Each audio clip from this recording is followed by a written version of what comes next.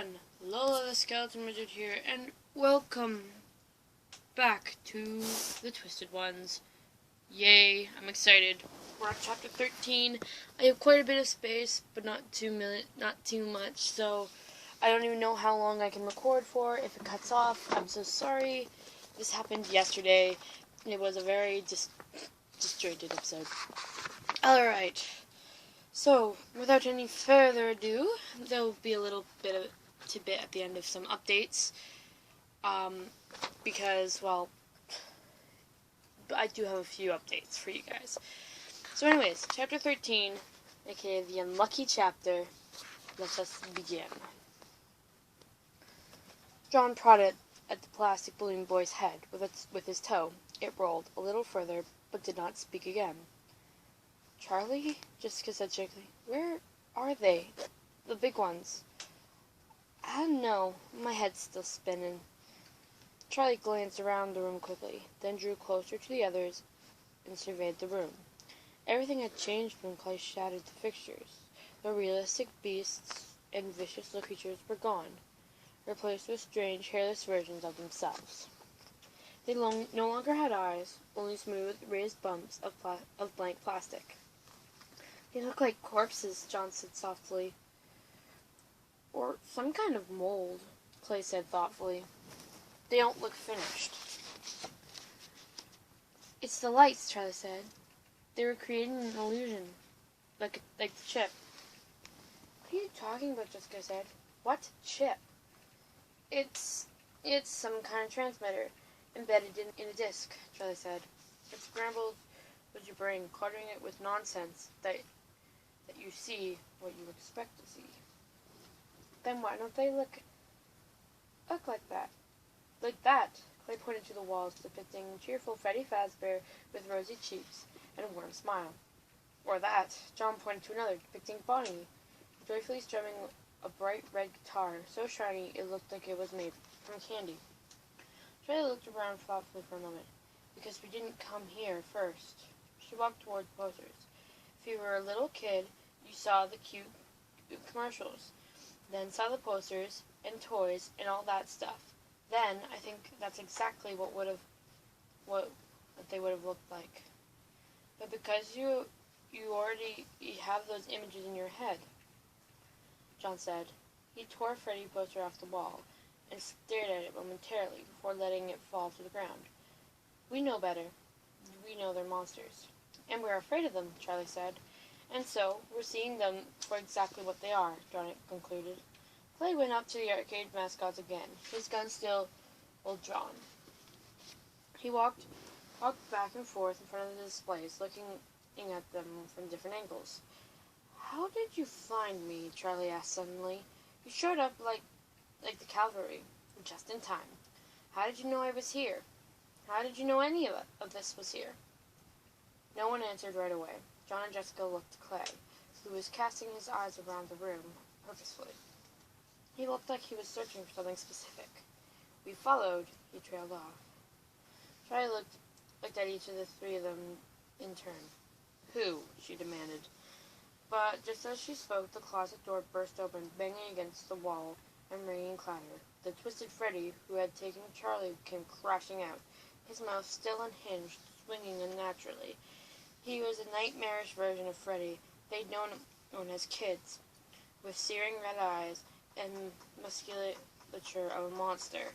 He turned into an elongated head from side to side, widely, his jaw bouncing in place. Run! Clay yelled, waving his arms and trying to usher them toward the door. Charlie was rooted to the ground, unable to take her eyes off the maw of the beast. Wait, Jessica cried suddenly. Clay, these aren't possessed like the others. They're not the lost children. What? He said momentarily, stopping his frantic movement and looking thoroughly confused.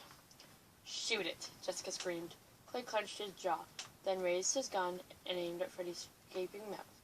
He fired once. The shot was only a few feet from Charlie's ear, and it was deafening. Freddy jerked back, like a python. The python-like jaw contracting, and for a split second, his image blurred and distorted. The unnaturally stretched mouth began to close, but before it could, Clay fired again, 3 more times in quick succession. With each shot, the creature seemed to glitch. It blurred, sputtered, right around the edges. Freddy's mouth curled in on itself, not quite closing, but shrinking inward, as the bear hunched forward right around its wounds. Clay fired one last time, aiming for Freddy's head. Finally, the animatronic toppled forward, and the shaven head was on the ground. Freddy's image flickered, like static on a television screen. The color faded from his fur. Then, everything that made him Freddy winked out, leaving only a smooth plastic figure in his face. It looked like the rest of the animals was in the room, a blank mannequin stripped of characteristics. Charlie approached the thing that had been Freddy cautiously. The ringing in her ears was beginning to fade. She crouched down next to the creature, tilting her head to the side. "It's not like the other mascots from Freddy's," she said. "These aren't made from fur and fabric. They're made of us, by twisting our minds." The words came out with a revulsion she hadn't expected. "Charlie," John said softly. He stepped forward, but she ignored him. She touched the creature's smooth skin.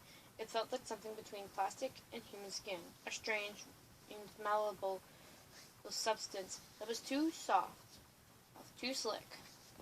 The feeling of it made her nauseous. Charlie leaned over the body, ignoring her disgust, and plunged her fingers into one of the bullet holes. She dug around in the slippery, inorganic stuff of the chest cavity, pretending not to hear Jessica and Clay's protest. And then she found it. Her fingers touched the disc. It was bent in half, almost broken. Charlie pried out the second piece of metal that had wedged beside it. She stood up and held it out to the others. "A bullet rested in your palm." "You shot the chip," she said. "You killed the illusion." No one spoke.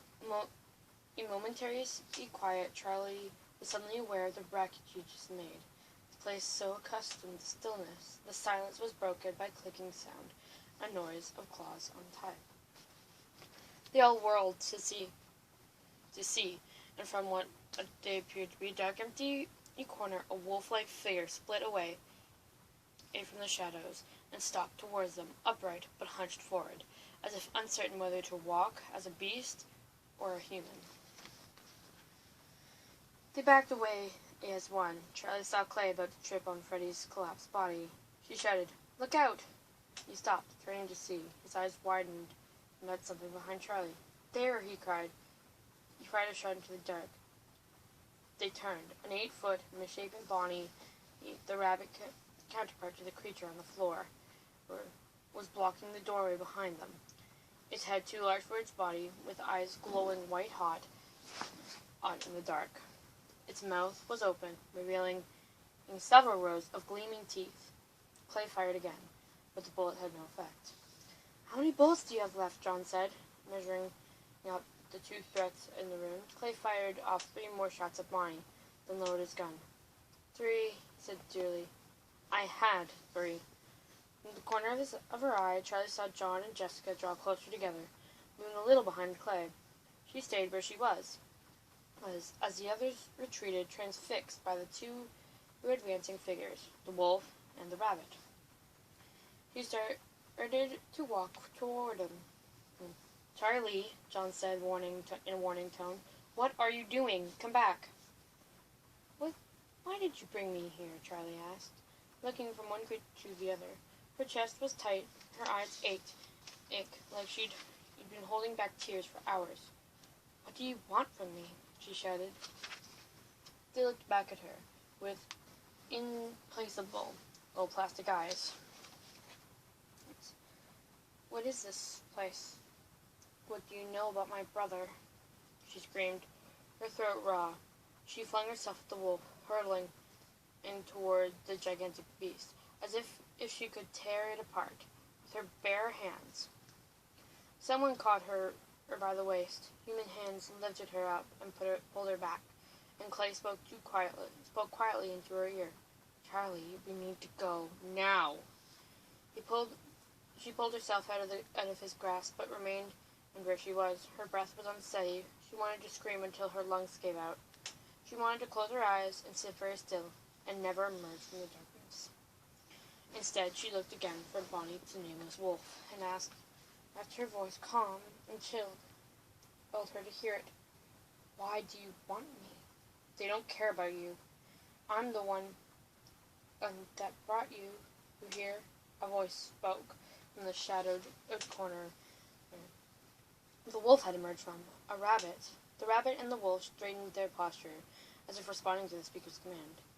I know that voice. The figure began to limp forward, obscured by darkness. No one moved. Charlie realized as she was holding her breath, but she didn't hear anyone else breathing in silence either. Just the uneven shuffle of whatever was coming. Whatever it was the size of a man. Its body was contorted, slopping on one side as it lurched towards the group. You have something that belongs to me, said the voice. And then the figure stepped into the light. Charlie gasped and heard John's sharp intake of breath. Impossible, Charlie whispered. She felt John move up to stand beside her, but she didn't dare take her eyes off the man who stood before them. His face dark, the collar mottled, and it was swollen with fluid. His cheeks had been hollow, were now distended with bloat of decay.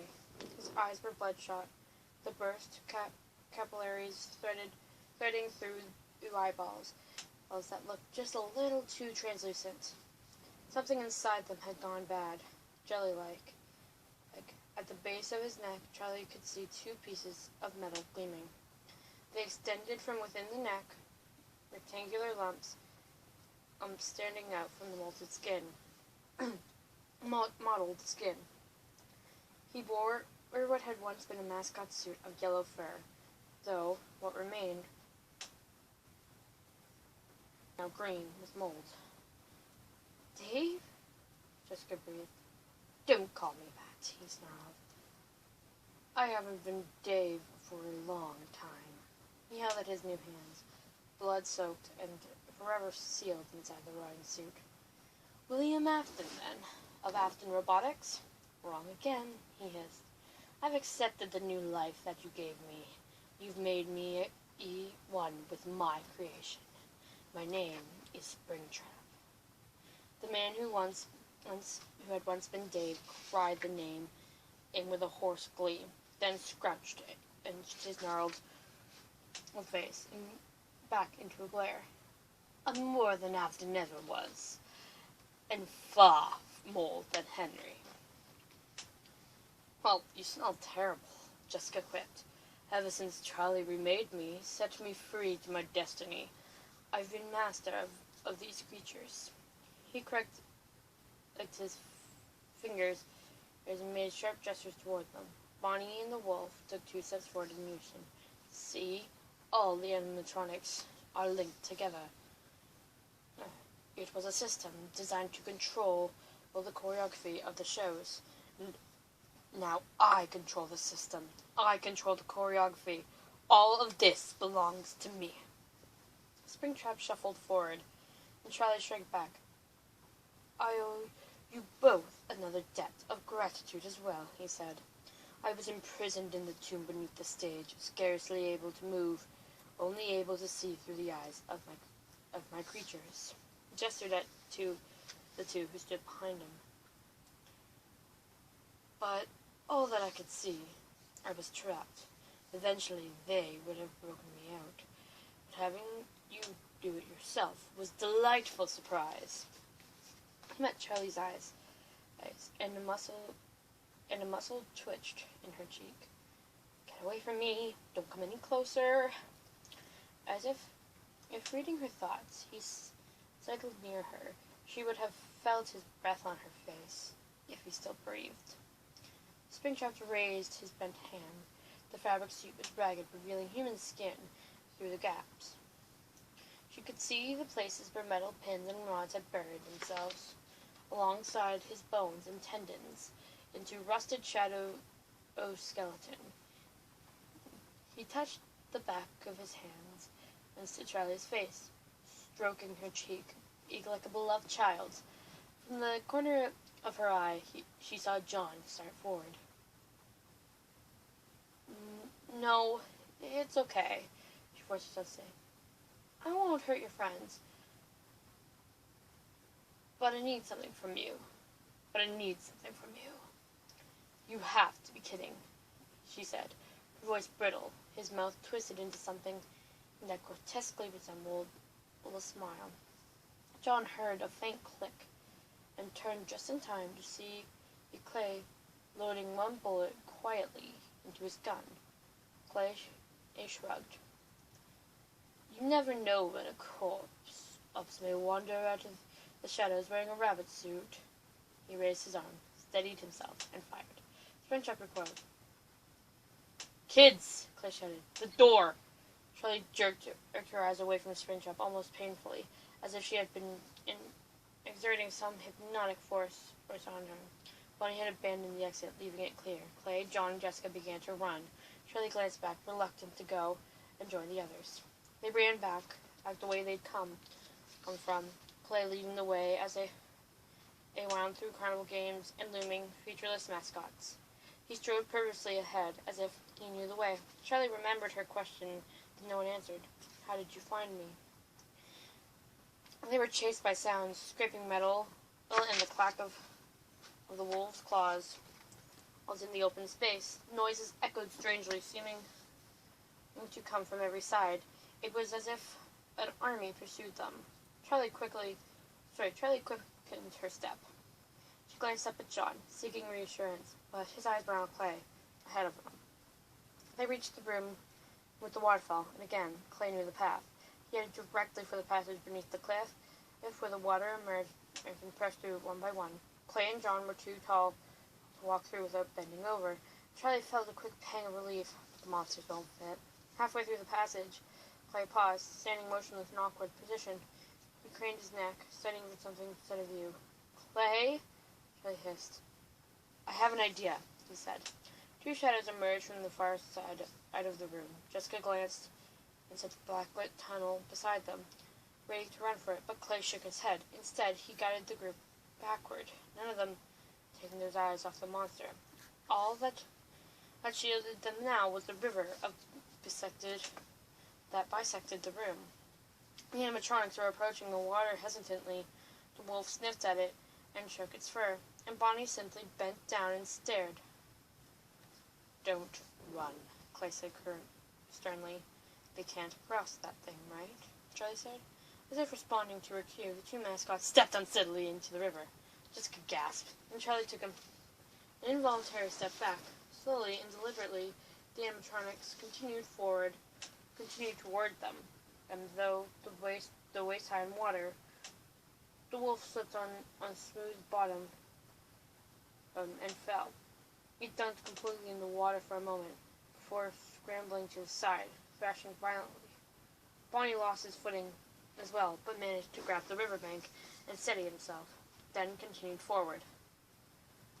That's not possible, Charlie said. Behind her came a peal of laughter, and she whirled around. It was Springtrap. His eyes were visible, peering through the backlit tunnel nearby. Was that your plan? He said, incredulously. Did you think my robots would be as poorly designed as your father's? Well then, I'm sure you made them fireproof as well. Oh, Clay called out, his voice reverberating in the cavernous empty room. Springtrap frowned, puzzled, then looked at the water in the stream. It was glistening in dim light, colors dancing on the surface, in gleaming swirls, like gasoline. Charlie turned to face Springtrap. Open gas cans lined the walls, some lying on their sides. All were empty. Clay flicked the lighter, and flung him into the water. The top of the river caught fire, the flame billowing up like a tidal wave, obscuring the animatronics in the middle. The creature struggled to the side of the river, emitting guttural, high-pitched shrieks, and managed to crawl out onto the bank. But it was still too late. Their illusion was deactivated. Their plastic skin was exposed, liquefying, and falling from their bodies into little flaming pools on the water. Charlie and the others watched as dissolving creatures fell, writhing in agonized screams.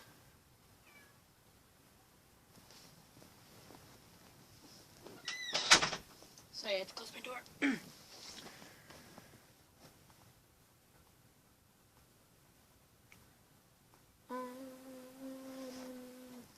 Yeah.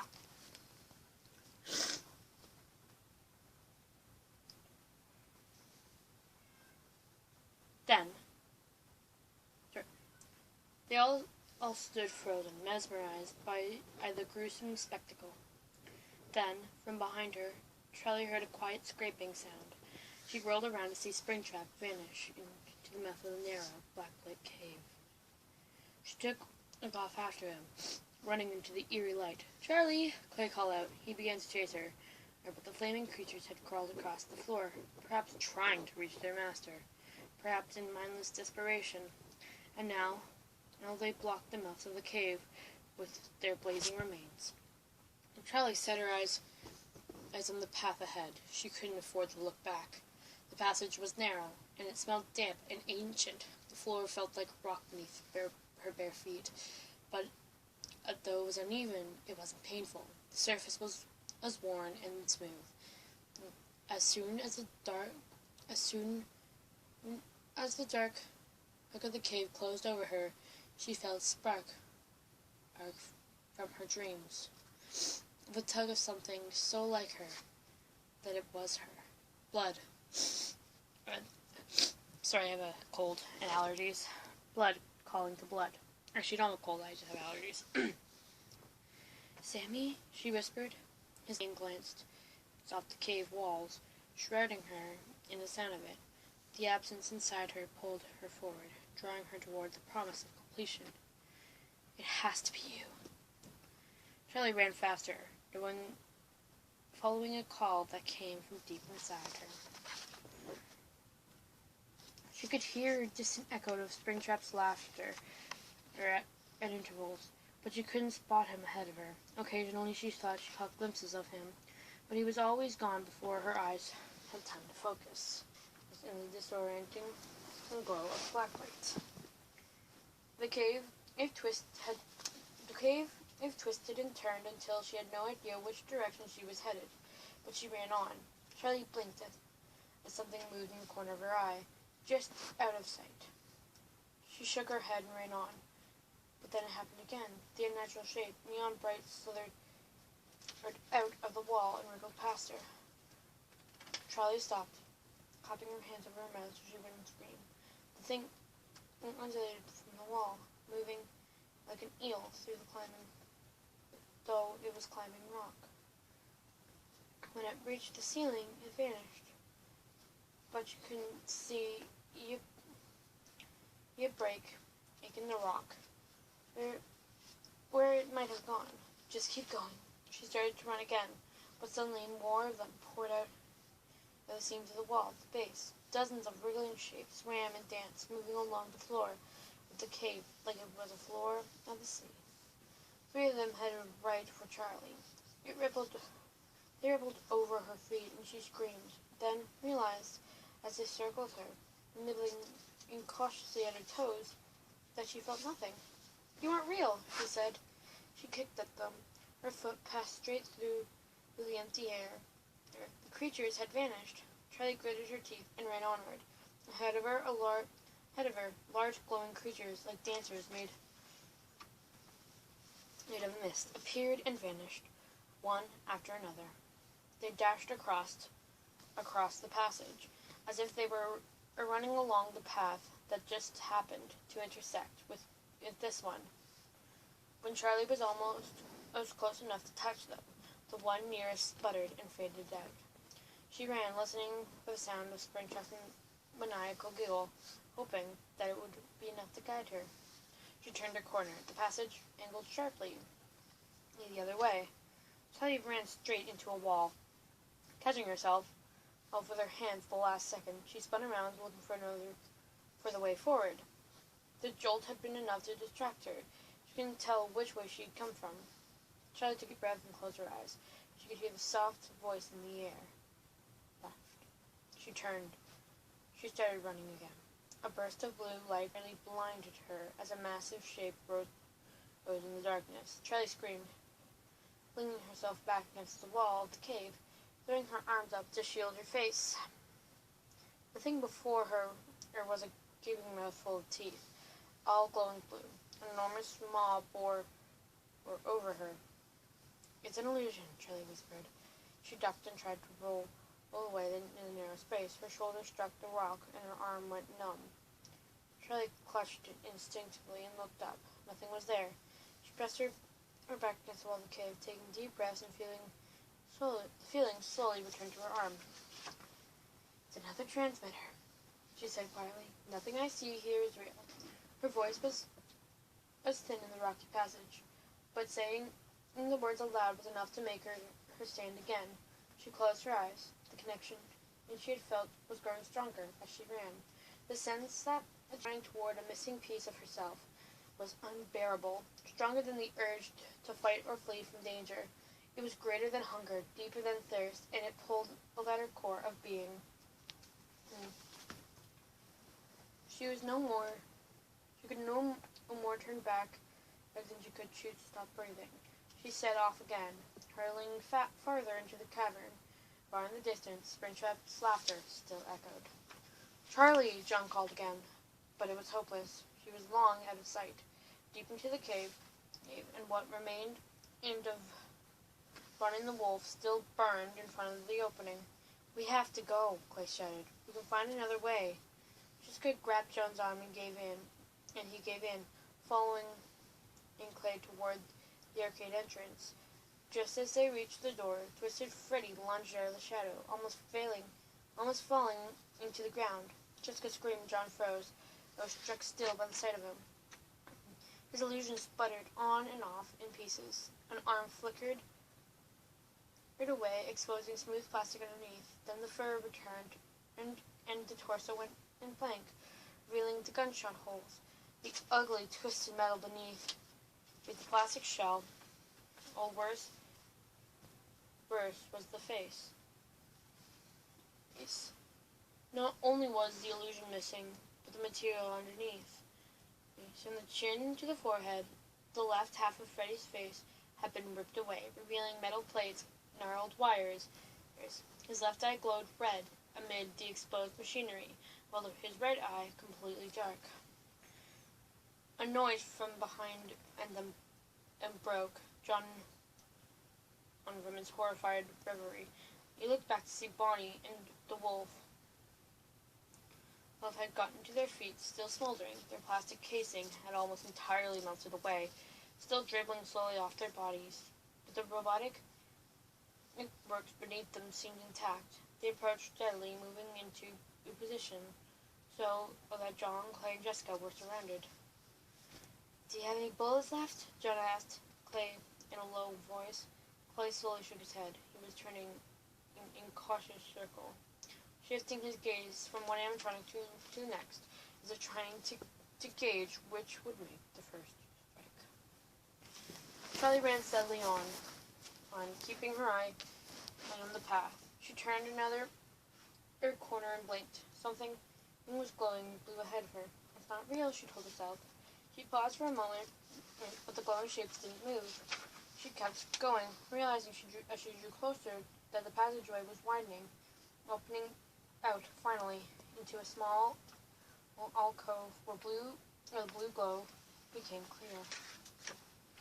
The floor was spotted with patches of mushrooms, and their caps glowing with intense neon blue under the black light.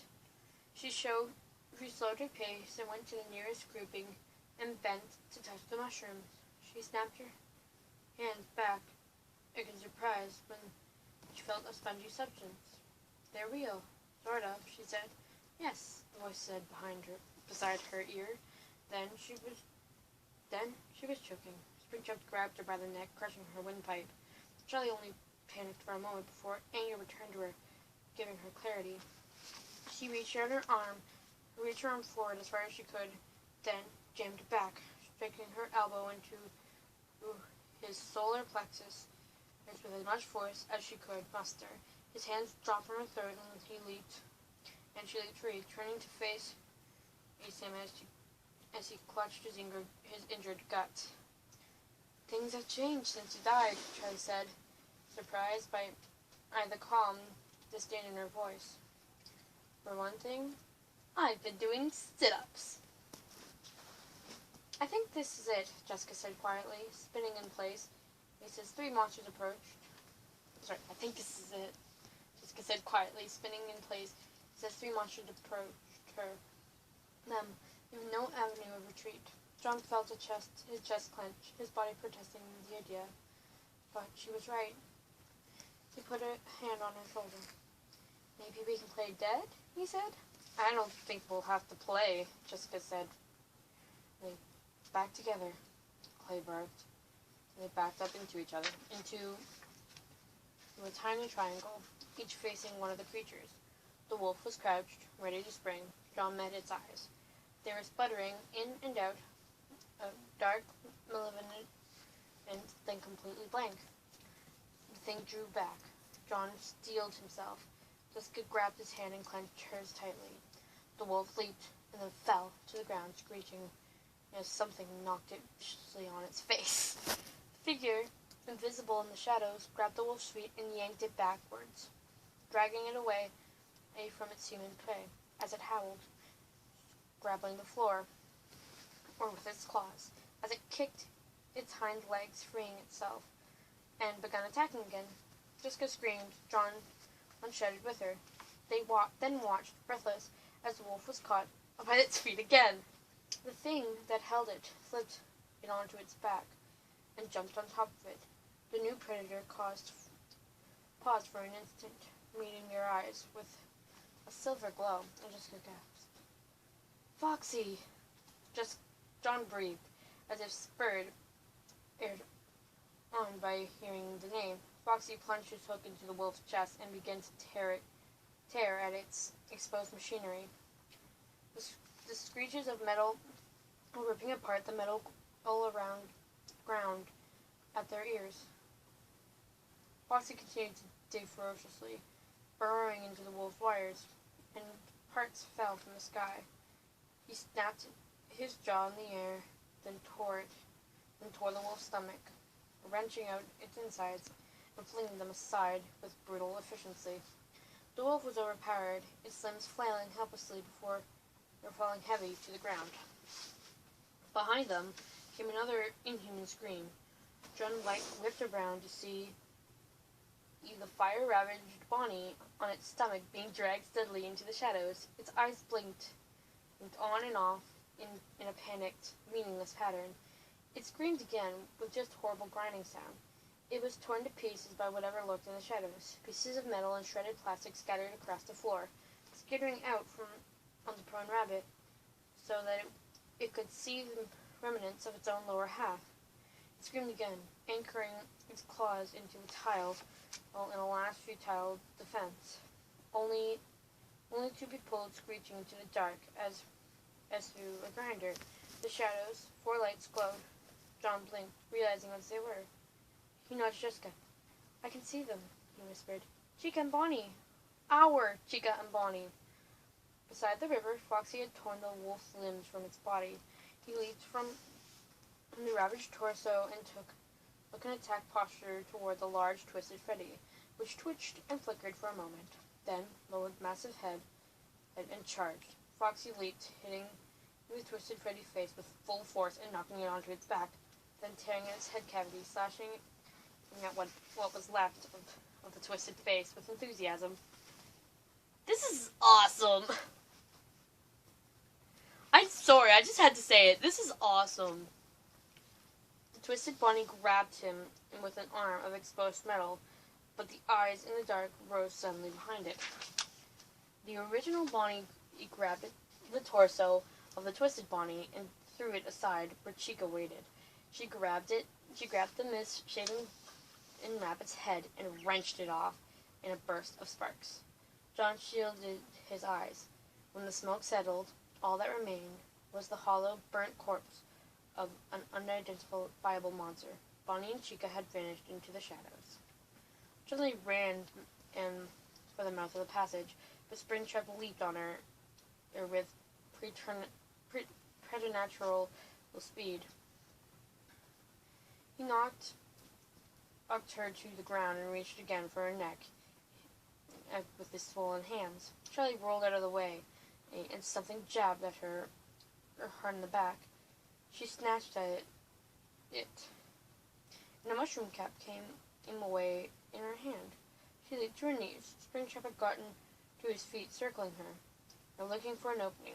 She glanced down. A sturdy metal spike that held the mushroom cap in place. She wrapped her hands around the base, blocking it from Springtrap's sight with her body. Charlie looked up at him, meeting his gelatinous eyes, silently daring him to attack. As if on cue, he sprang at her, leaping with his arms thrust out, stretching again toward her throat. At the last moment, Charlie ducked her head and thrust the spike upward with all her might. It stopped with a jolt as it hit his chest. But she drove it in, ignoring the sputtering cries as she tried uselessly to beat her away. She stood, her hands shaking as she shoved the stick in as far as it would go. He toppled backwards, and she knelt swiftly behind him, giving the metal spike another thrust. Tell me why, she hissed. It was a question that consumed her, the thing that kept coming back in her nightmares. Now he had nothing, and she rocked the stake back and forth in his chest. He made a gagging cry of pain. Tell me why you took him. Why did you choose him? Why did you take Sammy? Into the cave, John shouted. We have to go get Charlie. They hurried into the opening, but from inside the cave came a strange, overwhelming clatter. They all stepped back as a horde of balloon kids emerged from the cave, shaking back and forth on unsteady feet, their pointed teeth clattering loudly as they wobbled forward with staring eyes. Not again! I hate these things, Jessica cried. Clay took up a fighting stance, but John could see they would be overwhelmed. There was something different about the children now, something coordinated. And though they shook and wobbled, it no longer seemed a sign of weakness. Instead, John thought of warriors rattling their shields, the threat before the battle. We have to get away, he said. Clay! Something shook the earth, pounding uneven footsteps, as a shadow loomed above them. John looked up and saw a smiling Freddy Fazbear approaching, his hat at a jaunty angle, his massive limbs swinging. Oh no, he's back, Jessica screeched. No, wait! That's our Freddy! John grabbed Jessica and shielded her with his arms. Freddy lumbered past them into the crowd of balloon kids. With a single lunge, he smashed both arms into the crowd, creating a deafening shatter of metal and plastic. The air filled with arms, legs, and broken shrapnel. Freddy got to his feet, grabbed one of the balloon boys, was lifting it up like it weighed nothing. He crushed its head with one hand.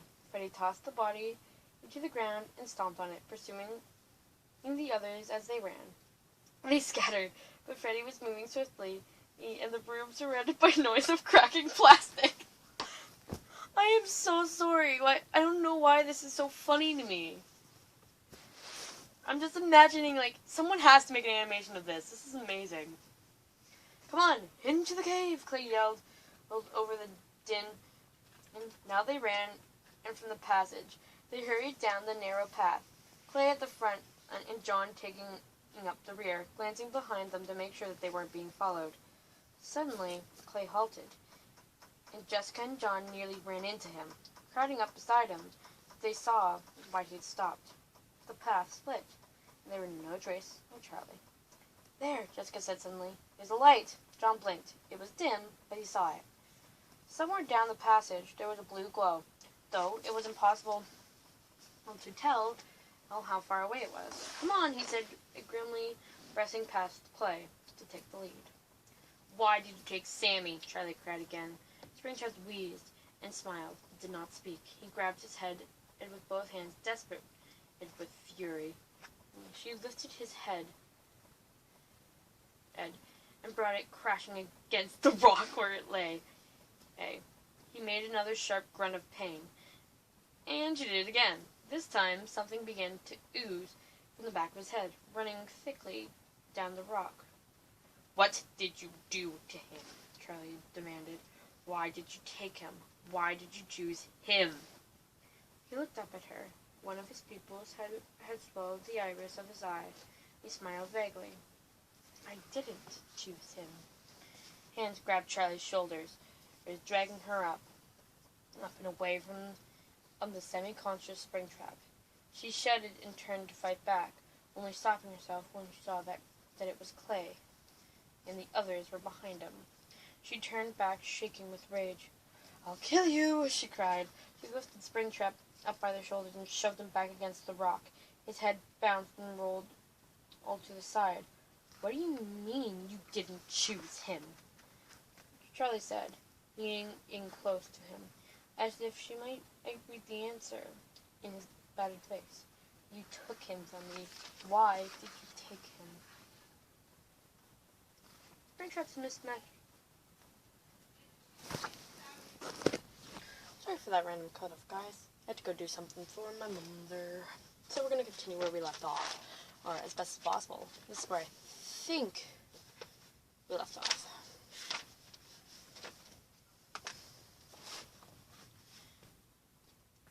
"You took him from me. Why did you take him from me?" Springtrap's mismatched eyes seemed to focus for a moment, and even he seemed to have difficulty muttering the next words. "I didn't take him. I took you." Charlie stared, her fingers going lax, loosening on Springtrap's moldy suit. "What?"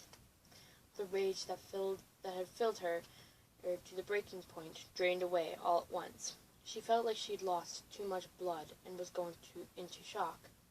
Springtrap didn't try to get away. He just lay there coughing and sputtering, his eyes once more unfocused, staring into the void. Charlie couldn't see. Suddenly the floor rattled beneath them. The walls rocked inward as the whole cave shook, and something mechanical roared on the other side of the wall. The sounds of grinding metal filled the air. "It's a battle royale out there," Claire shouted. "This whole place coming down." Charlie glanced at him, and as soon as her head was turned, she felt Springtrap slip it from her fingers. She whipped back around, just in time to see him roll through the open trap door at the base of the enormous rock, a few feet away. Charlie leaped up to follow him, but the floor quaked violently. She lost her footing, nearly falling as half the cave wall came tumbling down. She stopped, glancing around in confusion. Real rock and dirt cascaded all around them. "It's not the fake cave that's collapsing," she shouted to the rest of them. "It's the whole building." "Is everyone okay?" Clay shouted. Charlie nodded and saw that John and Jessica were still on their feet. "We have to go." Light shone through the crack of the wall ahead. Clay started for it, motioning to the others. Charlie hesitated, unable to take her eyes from the last place as she saw Springtrap. John put a hand on her arm. The walls of the fake cavern had almost completely fallen, and now they could see the actual interior of the complex. "That way!" Clay shouted. He pointed to a narrow maintenance hall that seemed to stretch off endlessly into the distance. "None of these things will be able to fit it through there," Clay and Jessica ran for the entrance to the corridor. But Charlie faltered. "Charlie, we can deal with him another day," John shouted over the din. "But we need to survive this one first." The ground shook again, and John looked at Charlie. She nodded, and they ran away. Clay led them racing through the tunnel. As the sound of its collapse chased them. The air was filled with dust, obscuring the path ahead. Charlie looked back once, but the ruins were lost in the haze. Eventually, the rumble of falling rocks was reduced to distant thunder, and clean, narrow hallways began to feel removed from the madness behind them. Clay, we have to stop, Jessica cried, holding her side like she was in pain. I see something up ahead. I think we're almost to the end of this. There, the hallway ended. The heavy metal door partially cracked, and Clay beckoned John to help him open it. It squealed and protested, then gave way at last, opening into a simple room of dark stone. One wall of it had been knocked down, and the room gaped open, the cool night air pouring in. John looked at Charlie. We're out. We're okay, he laughed. Don't you see where we are? She whispered, slowly, and walked the length. Sorry for that cutoff. Once again, time ran out on my tablet. But hey, we'll be able to post this video much easier than the last one, because it'll only be 2 parts. Because we're really close to being done. We have about 30 minutes, so yeah. Don't you see where we are? She whispered. Slowly, they walked the length of the room, gesturing to the 4 enormous pits in the floor, which contained a headless, half-buried robot. John, this is my dad's house. It's the room we found. Come on, Jessica. Clay was helping Jessica through the gap in the collapsed wall. He paused and looked back at John. It's okay, John said. We'll be right there. Clay nodded and helped Jessica through and moved out of sight. What is this? Charlie put her hand on her stomach. Sudden unease settling over her. What's wrong? John asked. Something flickered all around them. A disorienting flash, too. Who fast to even tell where it had come from? The thunderous crash echoed from the hall, and all they just broke out of. Charlie, I think we should go with Clay. Yeah, I'm coming. Charlie followed John in the gap in the wall, and he climbed through it. Okay, come on, John shouted, holding out his hand to her from what had once been her own backyard. She started forward, then stopped. The lights flickered again. What is that? It was the walls. The whitewashed concrete was blinking in and out of existence, shivering like a dying bulb. It was the wall. Charlie had been drawn to the first time they came into this place. Now she felt its pull as she had in the cave. It was stronger than it had ever been. Even in the dreams they had left her drained and aching. I'm here. She took a step toward the far wall and felt another pang in her stomach. Here. Yes, here. Charlie, John cried again. Come on. I have to, she said softly. She went to the wall and put her hands on it, as she'd done before. But this time, the concrete was warm and somehow smooth, despite the rough finish. I have to get inside. For a moment, she felt like she was in 2 places at once, here, inside the little room, and on the other side of the wall, desperate to get through. She drew back suddenly, taking her hands off the wall. As if it burned, the illusion flickered, then died altogether. The concrete was made of metal, and at the center was a door. Charlie stared, blank with shock. This is the door. She'd been drawing it out without knowing what it was, approximating over and over something she had never seen. She stepped forward again. She put her hands on the surface. It was still warm. She pressed her cheek against it. Are you in there? She called softly. I have to get you out. Her heart was pounding, blood rushing in her ears, but so loudly she could scarcely hear anything else. Charlie! Charlie! John and Jessica were both calling her from outside, but their voices seemed as distant as the memory. She stood inside, but their voices seemed...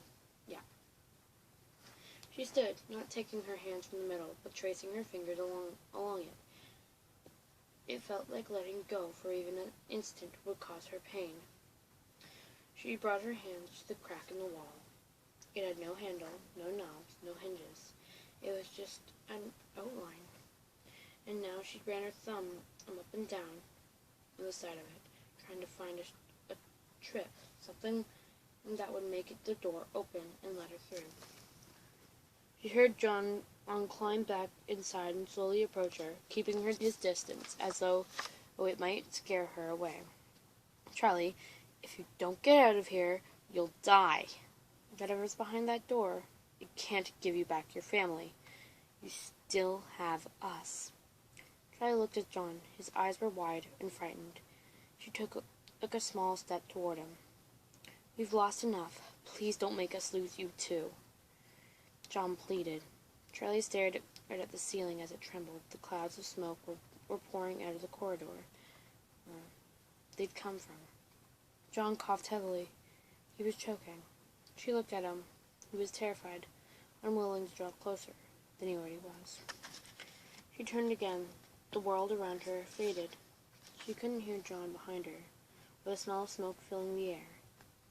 She had laid her hand flat against the wall. A heartbeat. I feel a heartbeat. Though she made no unintentional movement, her body turned to the side. She tensed, committing to remain in where she stood. Without ever making the decision, something began to hiss. The steady, gentle sound of air being released from the base of the door came rhythmically clicking. Charlie closed her eyes. "Charlie!" John grabbed her and turned her forcefully toward him, shaking her out of stupor. "Look at me! I'm not leaving you here. I have to stay." "No, you have to come with us," he cried. "You have to come with me. No, Charlie felt her voice trail off. She was losing strength. "I love you," John said. Charlie's eyes stopped drifting. She fixed them on him. "I'm taking you with me right now." He grabbed her hand roughly, and he was strong enough to pull her away by force. She knew, but wasn't wanting for her to acknowledge him. She looked into his eyes, trying to let them bring her back. It felt like trying to awaken from a dream. John's gaze was the anchor, and she held it, letting him keep her steady, draw her back to him. "Okay," he said quietly.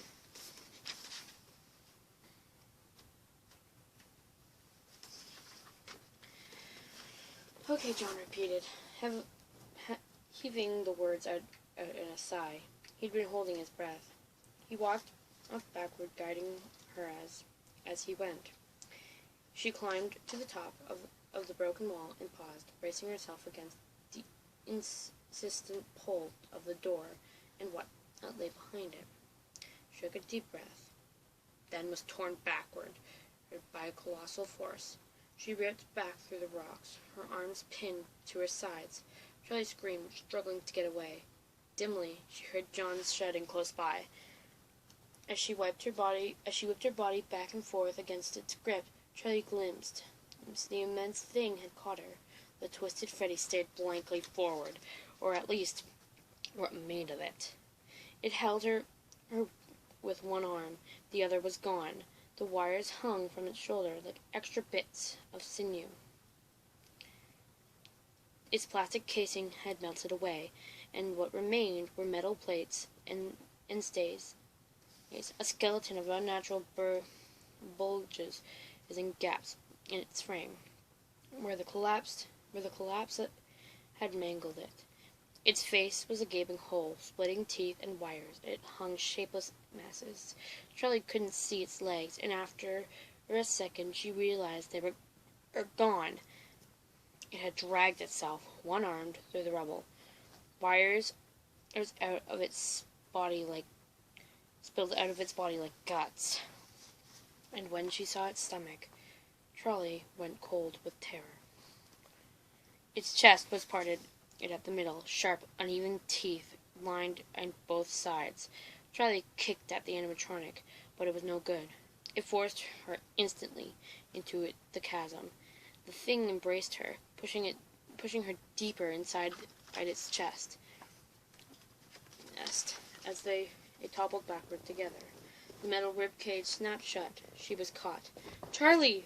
John was kneeling beside her, and she reached out through the metal stays. He grabbed her hand. "Clay!" he shouted. "Jessica!" Jessica was there in seconds.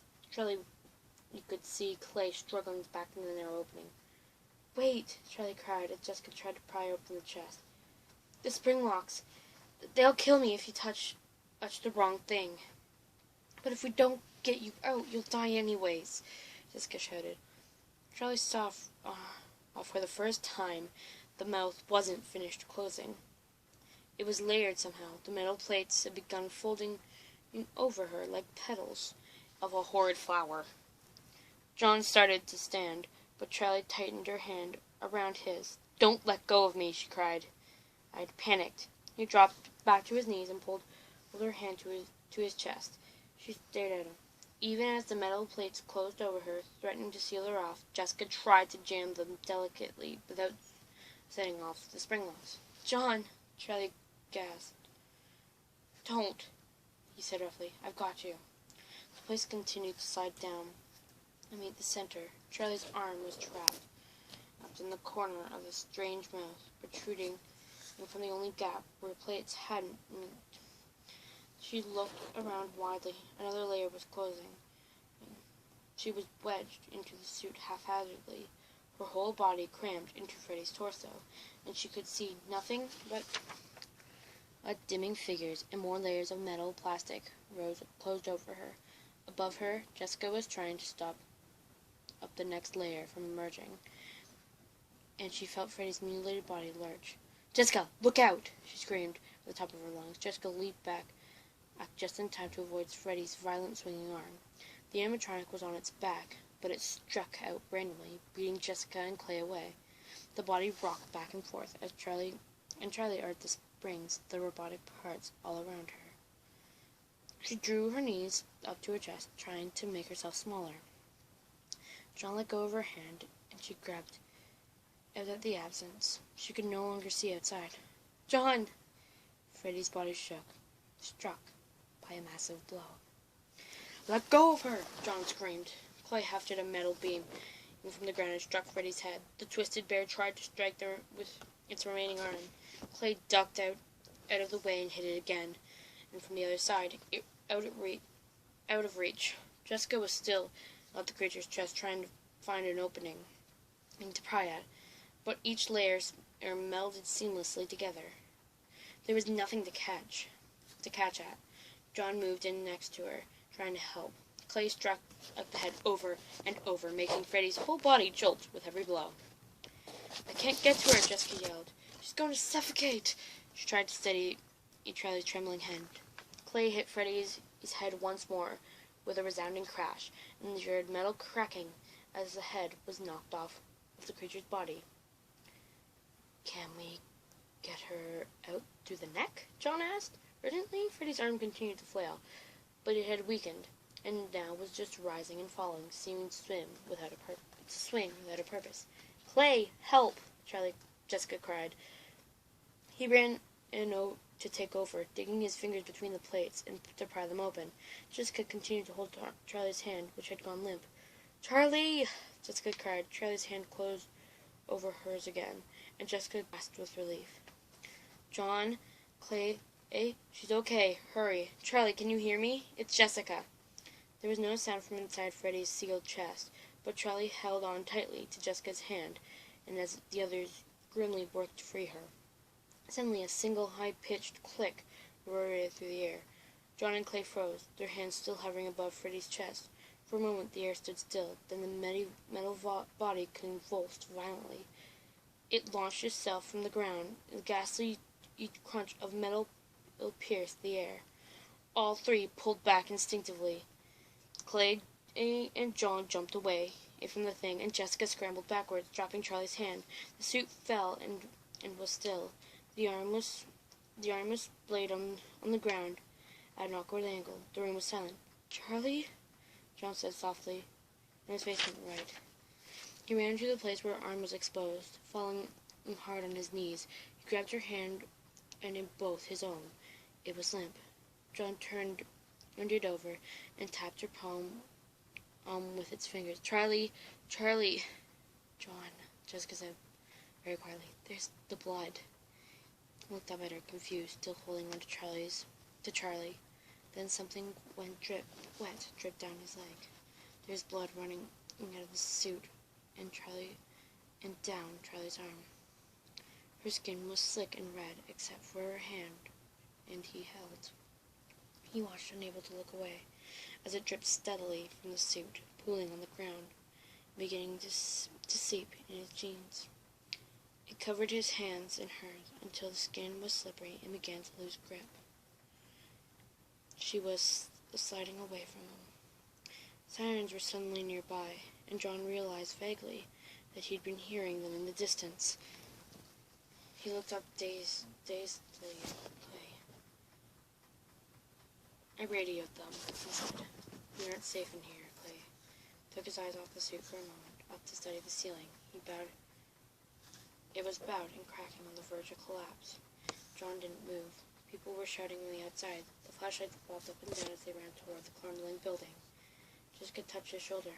Breaks and cracks resounded. John, we have to go. As if to mark her point, the floor shook again beneath them. Something crashed loudly, not far away. Charlie's hand didn't move. A uniformed officer pressed through the crack in the wall. Chief Burke? Thompson, we have to get the kids out now. Thompson nodded and motioned to Jessica. Come on, miss.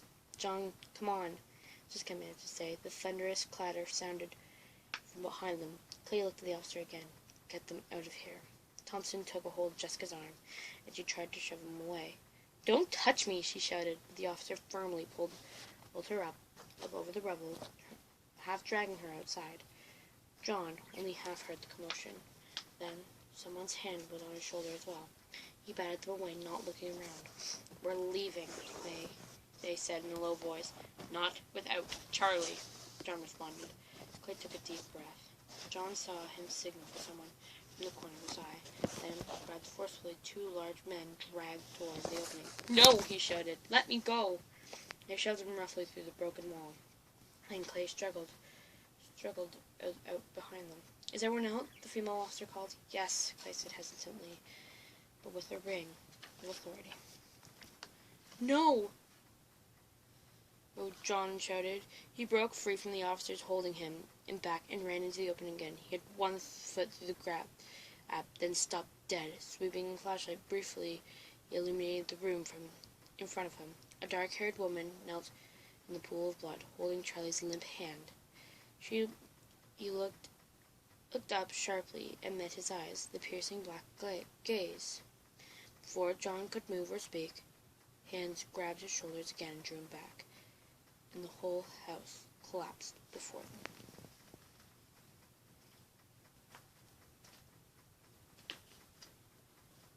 Oh my God. I cannot wait to finish the book.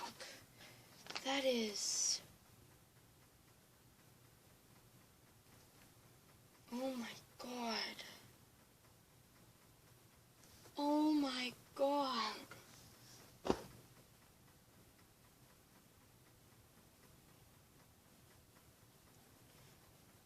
That was chapter 13 of The Twisted Ones. If you enjoyed that, please like the video and share it. Oh my God. Okay, I have to say a few things. Oh my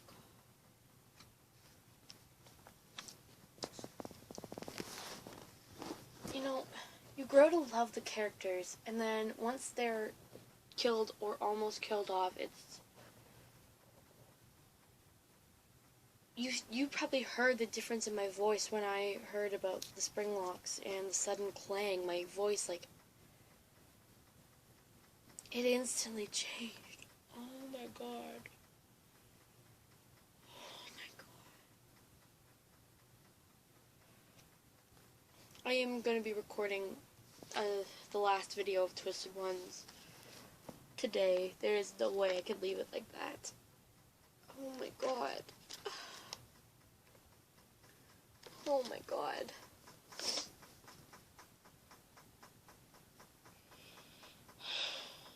That is a good ending to a chapter. But it's so, like, it hit me. Because I know that character. Anyways, that was chapter 13 of the Twisted Ones. One more chapter to go, guys. I'm hoping that it has a good ending. And Charlie isn't dead. Because as soon as I finish the chapter, I'm going to read the back of the fourth closet. And I'm thinking on reading it alone. This might have been the only time you almost saw me crying on YouTube. Like, oh my goodness.